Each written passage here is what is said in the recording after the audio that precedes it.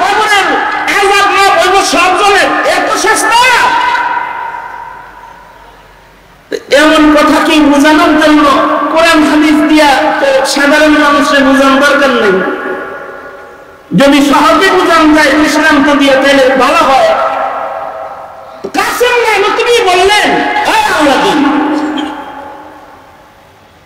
তুমি যে আমার কাল রাখা দিয়ে বাতাস দিতেছ, আমার একটা প্রশ্নের উত্তর দাও। সেটা হলো এই, তোমার কাল পাখার বাতাস খালি আমার লাগতেছে না ডাইন পাশে বাম পাশে যারা বসা আছে তাগুলো লাগতেছে? বাতাস তো দিতেছি আমাদের, কিন্তু ঠান্ডা হইতেছে ডাইনি হওয়ার যারা আছে তা ওই যে ওই যে ওই যে কাল পাখা উড়াইতেছে একটা, একজনের বাতাস দিতেছে লাগতেছে চতুর্দিকে যারা আছে সবার। কাসেম না তুমি বললেন আল্লাহ দিন একজনকে টার্গেট করে ফ্যান চালাইলেও যেমন ঘরের সবাই ফ্যানের বাতাস পায়, জান্নাতের বাতাস যদি কারণ কবরে প্রবাহিত হয়ে যায় তো তার কারণে গুলিস্তানের সবার কবরের বাতাস বন্ধ হয়ে যায়।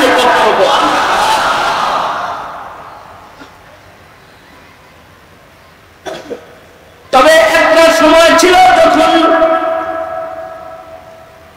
গুরুস্থানও খুব হিসাব করে করা হতো, যাকে তাকে যেমন তেমন গুরুস্থানে দাফন করা হতো না। একটা সময় ছিল, এখন তো ফাঁস লয়ে বসছে, তারাও আমরা গণকবরস্থানের এক কোণা দিয়ে শোয়া দিই। বিষ খায় আত্মহত্যা করেছে, তাকেও এক পাশে শোয়া দিই। প্রেমে ফেল করছে দেখা সুইসাইড করছে। প্রেমে ফেল মানে একজন কইছিল আই লাভ ইউ, ও কইছে নো লাভ ইউ। মইরা গেছে, সুইসাইড করেছে, তাকেও গণকবরস্থানের এক পাশে শোয়া দিই।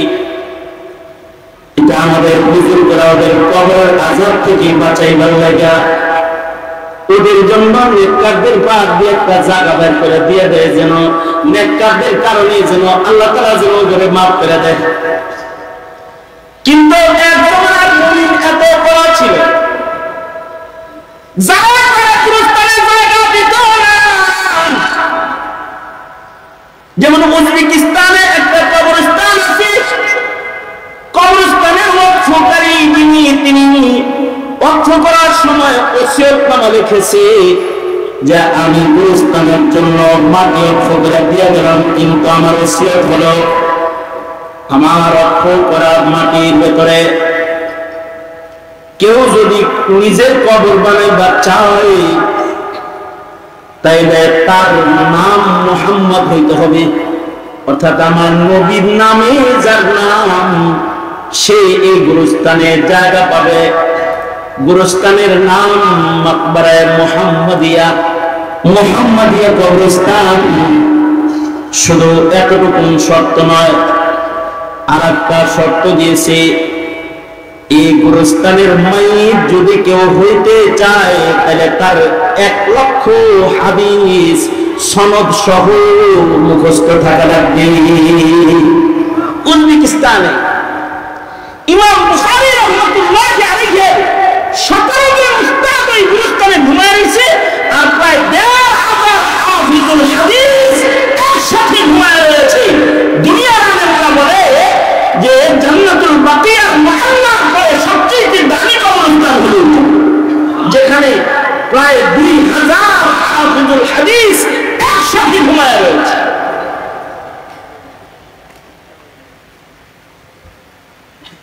সাহেবে হেদায়া ফিকহের সবচেয়ে হানাফি বড় ভান্ডার, হানাফি মাযহাবের হেদায়া। এই হেদায়া কিতাবের লেখক যিনি, উনার জন্ম ওই এলাকায়, উনি মরছেন ওই এলাকায়, কিন্তু এই গুরুস্থানে ওনারা ঢুকতে দেয় নাই মরার পরে। কেন?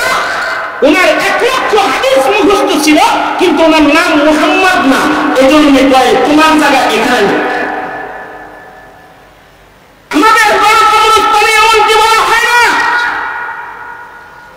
আমাদের ইমানদাররা আমাদের বাপ দাদারা আমাদের উপরে রহম করছেন। যদি আমাদের বাপ দাদারা ওসিয়ত করতো যে আমার কবরের পাশে কাউকে বেনামাজিকে কবর দিবি না, বেপরদা নারীকে এই গুরুস্থানে কবর দিবি না,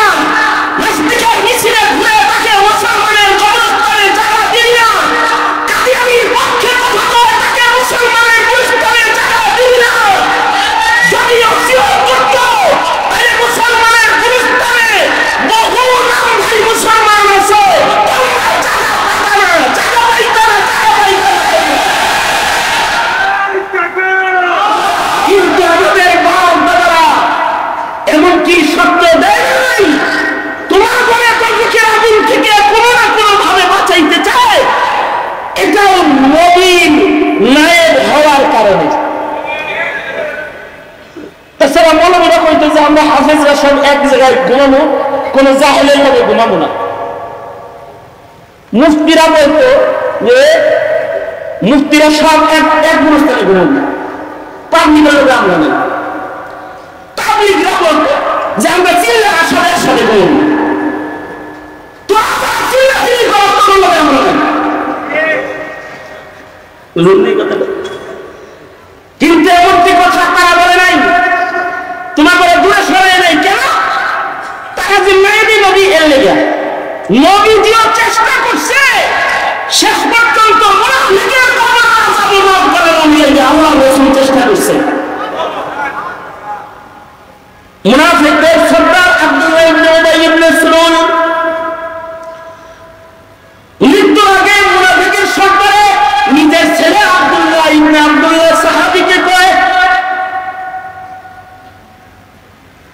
আগের মুনাফিক এখনকার যুগের নাস্তিকের চাইতে ভালো ছিল। ভালো যে ছিল তার একটা দলিল আমি পেশ করতেছি। মুনাফিকদের সর্দার আব্দুল্লাহ ইবনে উবাই ইবনে সালুল নিজের ছেলে আব্দুল্লাহ ইবনে আব্দুল্লাহকে কয়, বেটারে তুই তো সাহাবী, বাপ তুই সন্তানের কাছে আমার একটা আবেদন, আমি মরে গেলে তোর রাসূল দিয়া আমার জানাজাটা তুই পড়াস। আমার মন বলে হাবিবুল্লাহ যদি আমার জানাজার নামাজ পড়ায় মহান আল্লাহ হয়তোবা আমাদের মাফ করেন। তার মানে বোঝা যায় মুনাফিকেরও কবরের উপরে ঈমান। জোরে বলেন, জোরে বলেন, জোরে বলেন, আরো জোরে আওয়াজ করে বলেন কি মুনাফিক ইন্নাল মুনাফিকিনা ফি দারকিল আসফালি মিনান নার। আল্লাহ কয় মুনাফিকরা দুজকের নিম্ন জায়গায় অবস্থান করবে, কাফেরের যে নিচে। সেই মুনাফিক নিজের কবরের আযাব মাফ করানোর লেগে কয় যে আমার জানাজাটা যেন হাবিবুল্লাহ পড়ায়। বাবা একটু অনুরোধ করিস। এখন তো নাস্তিকরাও জানাজা পড়ায়, আপনারা এরকম খবর জানেন কেন? এই আমার দিয়ে সব ওয়াজ করান, আপনারা কইতে পারেন না কিছু? নাস্তিকরা জানাজা পড়াইছে, দেখেন আপনারা সাহাবায়ে কিছু জানাজা হয়েছে, এগুলো খবর পান নাই? কথা বলেন না, কথা বলেন না, পাননি? আপনি খবর পাননি? ভালো মানুষের জানাজা কেমন করে এটা একটা ঈমান। আগে যুগে রাজনীতি যারা করত তারা ভালো মানুষের জানাজা ওসিয়ত কমায় লিখত। মুহাম্মদ আলী জিন্নাহ মরার আগে ওসিয়ত কমায় লিখেছিল। মুহাম্মদ আলী জিন্নাহ মরার আগে ওসিয়ত কমায় লিখেছে যে আমার জানাজার নামাজটা যেন শাব্বির আহমদ উসমানী দেওবন্দি পড়ায়। আমার মন বলে শেখুল ইসলাম শাব্বির আহমদ উসমানী যদি আমার জানাজা পড়ায় তাহলে মুহাম্মদুল্লাহ হয়তো আমাদের মাফ করবে। তার ওসিয়ত কমায় লিখে গেছে। শাব্বির আহমদ উসমানী রহমাতুল্লাহ আলাইহি শেখুল হিন্দের যোগ্য শেখদের একজন। শেখুল হিন্দ যেখানে যেতে পারতেন না সেখানে শাব্বির আহমদ উসমানীকে পাঠিয়ে দিতেন। ভালো মানুষের জানাজা কামনা করা, এর ভিতরে একটা কবরের বিশ্বাস লুকিয়ে রয়েছে। দুঃখের কথা কইতে গেলে তো কান্না লাগবে আওয়াজ বাদ দিয়া। এই যুগের মুসলমান ভালো মানুষের জানাজা তো বুঝে না, কবরও বুঝে না, স্বর্গও বুঝে না, হাসরও বুঝে না। আমার এক বন্ধু কিছুদিন আগে এক লোকের জানাজা পড়াইছেন, এক মুফতি সাহেব আমার বন্ধু। তো উনি এই ঘটনা বলতে যায় কান্দা দিলেন। সেটা হলো উনি জানাজার নামাজ পড়াইছেন এমন মাইয়িতের, যেই মাইয়িতের লাশ 6 দিন ফ্রিজে রাখছে। ছেলে জার্মান থেকে আসছে, এরপরে দাফন করার জন্য ছেলে দাফন করতে আসছে। অথচ মুমিন মরার পরে জিনুনি আর জিনুন তাড়াতাড়ি আমরা জান্নাতে পাঠা, জান্নাতে পাঠা। যাই হোক, রাখাবো জায়েজ নাই, 7 দিন রাখছে ফ্রিজে। ওসিয়তের জানাজা পড়া হচ্ছে, জানাজা পড়াইতেছে এক মুফতি সাহেব। বেদনাদায়ক দৃশ্য হলো জার্মান থেকে মাইতের ছেলে জানাজা করতে এসেছে, সাথে করে নিজের নাতি মানে ছেলেটাকে নিয়ে আসছে, নাতিরে নিয়ে আসছে তারা জানাজা করতে। এখন বেদনার বিষয় হলো জানাজা শেষ হওয়ার পরে, অ্যাটেনশন প্লিজ, খেয়াল করে কথাটা শুনেন, নাতি কয় বাপরে, আব্বু দাদুর জানাজা তো শেষ হয়ে গেল, এখন কি দাদুর লাশটা আগুন দিয়ে পোড়ানো হবে? নাউজুবিল্লাহ, জোরে জোরে বলেন, জোরে জোরে বলেন। এই কার ঘরে সন্তান বলতেছে উবাই ইবনে সুলুলের কবরের আযাব মাফ করানোর জন্য ওসিয়ত করতেছে, রাসূলকে বলল আমার জানাজা পড়াইতে। সন্তান বলে আব্বা তুমি আয়েশা সিদ্দিকার তোহমত তুমি লাগাইছো না, তুমি রাসূলকে গালি দিছো না যুদ্ধের মাঠে, তোমার মতো মুনাফিকের সর্দারের জানাজা যদি সরওয়ারে দো আলম নবী পড়াইবে, মুনাফিক কিন্তু নবীর ব্যাপারে কত দামি কথাটা কয়। আব্দুল্লাহ তার রাসূলের চিনিস, আমি জালেম যত বড় তোর নবীর মায়া তার চেয়ে অনেক বড়। তুই বলে দেখিস সে আমার জানাজা পড়াবে। সত্য সত্যই মুনাফিকের সর্দার হয়ে গেল। ছেলে সাহাবী বাপের নাম গোসল দিল, কাফন পরায়া আব্দুল্লাহ ইবনে আব্দুল্লাহ রাসূলের কাছে যায়, বলে সরকার আজকে আপনার সাহাবী একটা জিনিস ভিক্ষা চাইতে এসেছে আপনার কাছে। ও আল্লাহর নবী, আমার বাবা মুনাফিকদের সর্দার, কিন্তু আমার বাপ মরে গেছে, আমি আমার সন্তানকে নিজের হাতে গোসল দিয়েছি, আতর গোলাপ কর্পূর দিয়া আমি আমার বাবাকে সুন্দর করে সাজাইছি। ওগো সরকার, আমি জানাজা তৈরি করেছি, রাহমাতুল লিল আলামিন নবীর কাছে সন্তান হইয়া বাবা জানাজাটা ভিক্ষা চাইতে এসেছি। ও আল্লাহর নবী, আপনি তো আমার বাপের জানাজাটা পড়ে দিন। আমার মন বলে আপনি আমার বাবার জানাজা পড়াইলে হয়তো মহান আল্লাহ আমার আব্বারে মাফ করে দিন।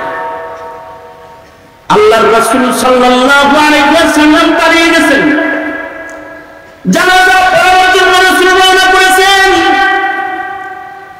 হযরত উমর পিছন থেকে রাসূলকে টেনে ধরে বলে, সূরা মুনাফিকুন নাযিল হইছে, মুনাফিকের সর্দারের জানাজা পড়াইতে কি নিয়ে যান?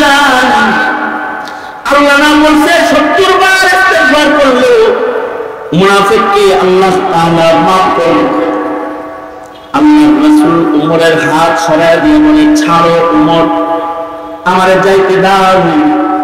আল্লাহ 70 বারের কথা বলেছে, আমি 70 বারের চাইতে বেশি 70 মাররা বলেছে, আমি 70 বারের চাইতে বেশি করে ওর জন্য ইস্তেগফার করব, তারপরেও মহান আল্লাহ যেন ওরে মাফ করে দেয়। হাদিস শরীফে এসেছে আল্লাহর রাসূল জানাজা পড়ালেন, শুধু তাই করে নাই, আল্লাহর রাসূল নিজের গায়ের জামা খুইলা কাফন বানায় মুনাফিকের সর্দারদের দিয়ে দিলেন। আমার গায়ের জামার বরকতায় যদি ও আযাব থেকে বেঁচে যায়। শুধু তাই করে নাই, হাদিসে আছে আল্লাহর নবী নিজের মুখের লুআব জিহ্বা দিয়া বাইর কইরা আল্লাহর রাসূল শাহাদাতুল মুলিতে লইয়া আল্লাহর নবী নিজের হাতে লালা আব্দুল্লাহ ইবনে উবাই ইবনে সুলুলের মুখের ভিতরে দিয়েছেন। রাহমাতুল লিল আলামিনের মুখের লালার বরকতে যে মুনাফিকদের কবরের আযাব আল্লাহ মাফ করে দেয়। এত দয়া মায়া রাসূলের কেন? কারণ রাসূল কবরের আযাব দেখে এসেছেন, জাহান্নামের গর্জন দেখে এসেছেন। এ কারণে পয়গম্বর চায় না কোন মানুষ দোজখের আগুনে নিক্ষিপ্ত হয়ে যাক। শেষ পর্যন্ত নিজের মুখের লালা পর্যন্ত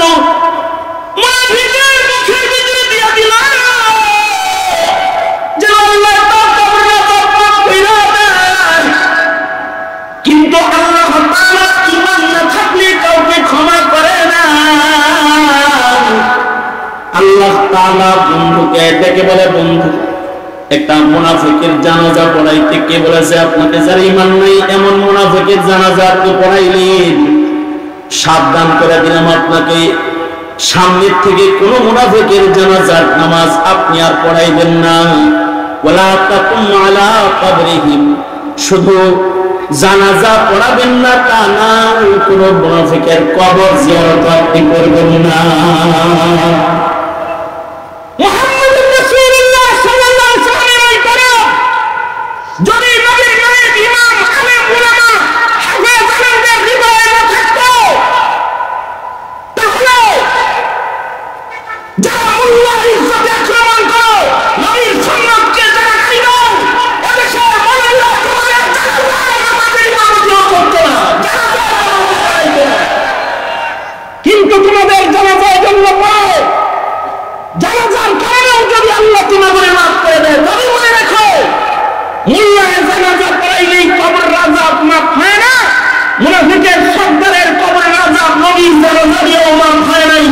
সঙ্গত কারণে কবরে যাওয়ার আগে ঈমান আমল ঠিক করো, ওয়াবুদ রাব্বাকা হাত্তা ইয়াতিয়াকাল ইয়াকিন, এটা হলো শেষ কথা। গুরুস্থানে কবর হলে কখনো কখনো কবরের আযাব মাফ হয়, কিন্তু ঈমান আমল ছাড়া কবরে গেলে কোনো কিছুই দিয়া কবরের আযাব থেকে রক্ষা পাওয়া যায়। জোরে আওয়াজ করে বলো, এই বিষয়টা যদি বুঝে এসে থাকে, গুরুস্থানও চাই, ঈমান আমলও ঠিক করতে চাই, ঠিক কিনা? কারা কারা এই কথাটা বুঝছেন হাত তুলে? তাহলে ওয়াদা করুন, বলুন ইয়া আল্লাহ। হ্যাঁ, আওয়াজ করে ওয়াদা করুন, ইয়া আল্লাহ ওয়াদা করিতেছি শিরক করব না, ওয়াদা করিতেছি নামাজ কাজা করব না, ওয়াদা করিতেছি রমজানের রোজা ভাঙব না, ওয়াদা করিতেছি আলেমদেরকে গালি দিব না, নবীর দুশমনকে প্রশ্রয় দিব না। চিল্লায়া বলেন ঠিক কিনা? আওয়াজ করে বলেন ঠিক কিনা? জোরে আওয়াজ করে বলেন। ইসলামকে লালন করব, ইসলামের বিরুদ্ধাচারণকারী যারা তাদের সাথে আপোষ করব না, ঠিক কিনা?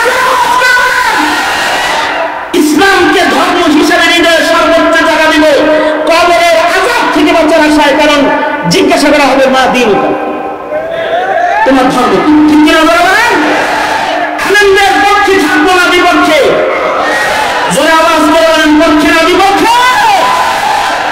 আলেম ওলামা যেখানে, আলেম ওলামা যেখানে ইমান আমল বাঁচাকে কোরআন শিখবে শিখাবে, কোরআন হাদিস যেখানে, জোরে আওয়াজ করে বলেন আমরা আছি সেখানে। আল্লাহ তুমি কবুল করো, সিল্লায়ে জোরে বানাবেন।